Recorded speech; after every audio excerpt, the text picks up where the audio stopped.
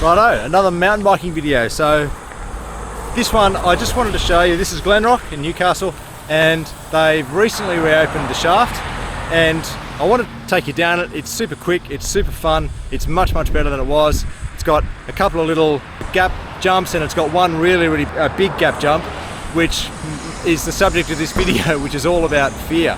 So what I want to talk about is how I overcame the fear of doing this gap. I'm not great at features, I'm not a great technical rider, I'm old and slow and got no hair according to my kids, but I just want to talk you through the process that I went through for conquering this piddly little gap jump, and how basically it makes you a better rider, a stronger rider, more confident, and you feel really pleased with yourself when you nail it. So let's jump into it.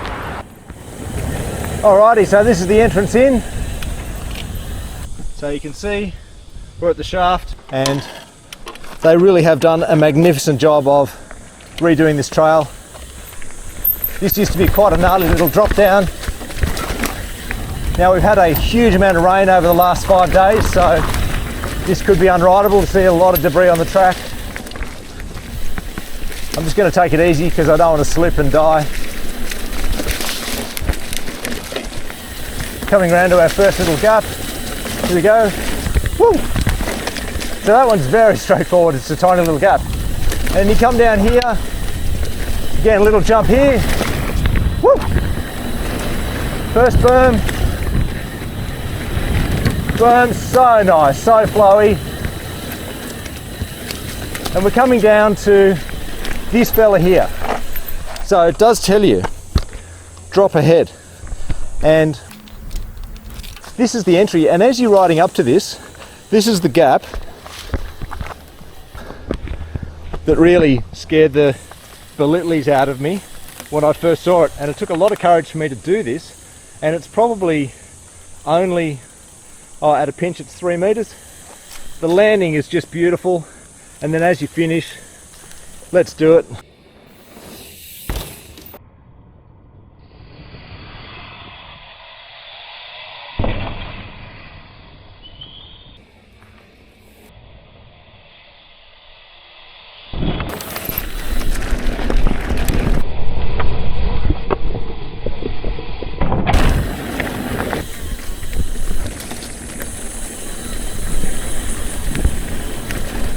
This is all new. Round we go. Woo! Another little gap. Over the top here. Roll that one. And then basically this part of the shaft hasn't really changed. And then on we go. So we'll keep riding up here.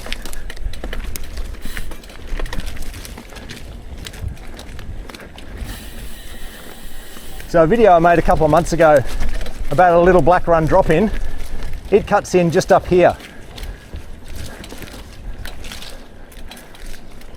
Gosh, there's a lot of debris on the track.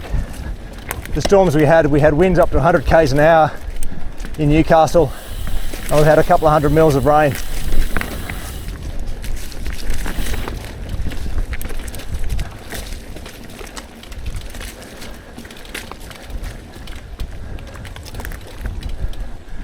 So that's my little black run entry point. Up to the left there, up there. Awesome little ride.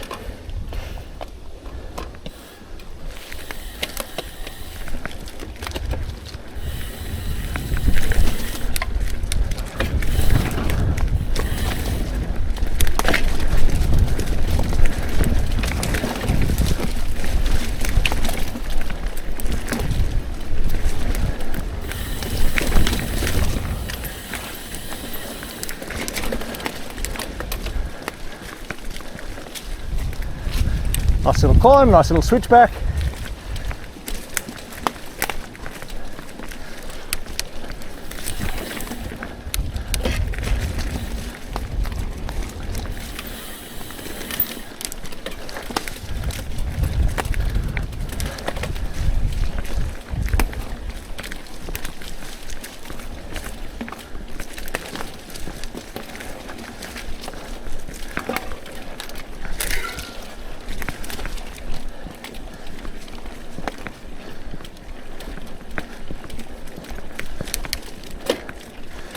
Now you can never tell in mountain biking videos when you're climbing or descending.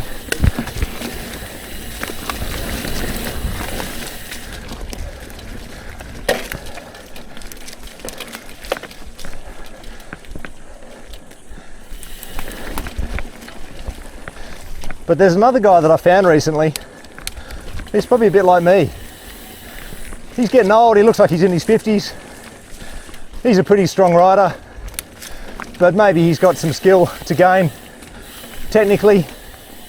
Maybe he's smart enough to know what he can and can't ride, what he will and won't do. And maybe he likes the sight of his own blood, but not too much. So basically this is the old bit of the shaft. No change here. And as you come up,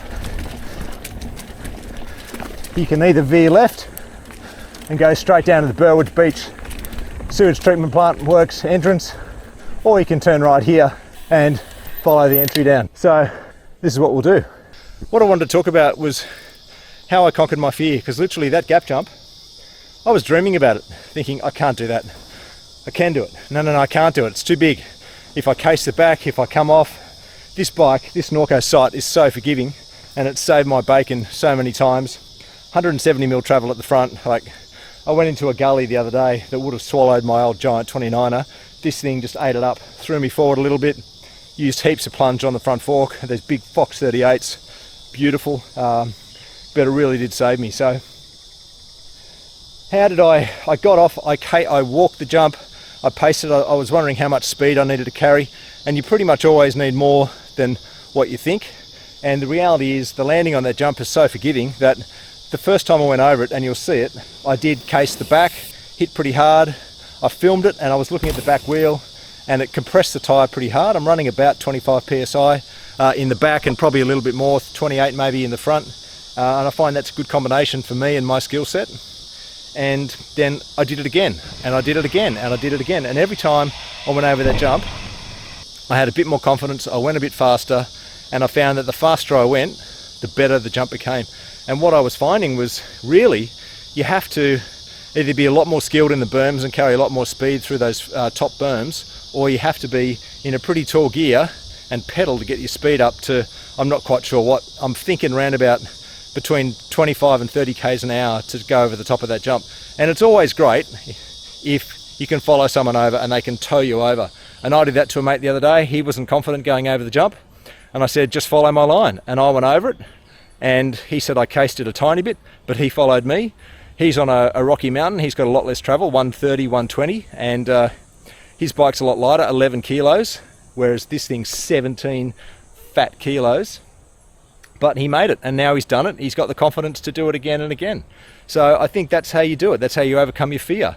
You think about it, you plan your jump, you make a mental decision whether you can do it or not, you line it up, and then at some point you've got to have the courage to pull the trigger and just do it.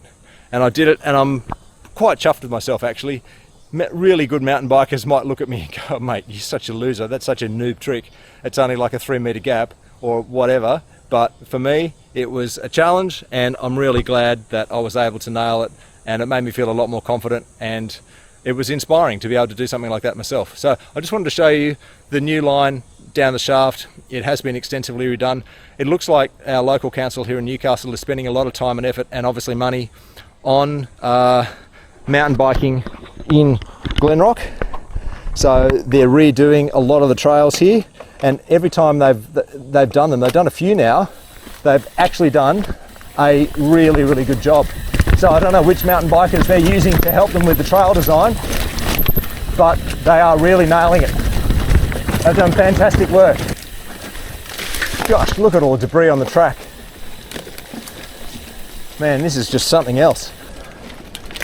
All right, that's probably enough, because I think we know where we are.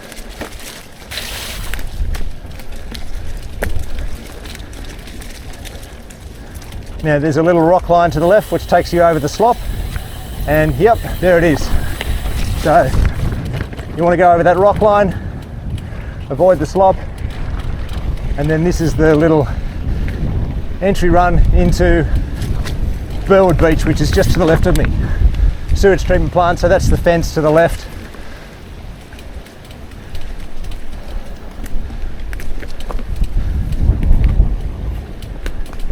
And from here, I generally do a nice, it's about a 20k loop, and then back home. And it's all good.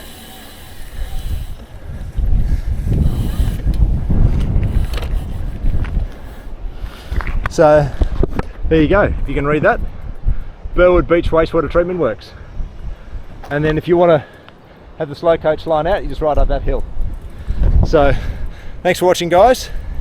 Now, one thing I've never ever asked before on my videos, you don't have to subscribe, I appreciate that, don't waste your time. But if you give me a like, it'll help the YouTube algorithm. So the more likes people like me get, the more content we can make that hopefully is in line with the kind of stuff that viewers want to watch. So look, I don't make any money really from YouTube.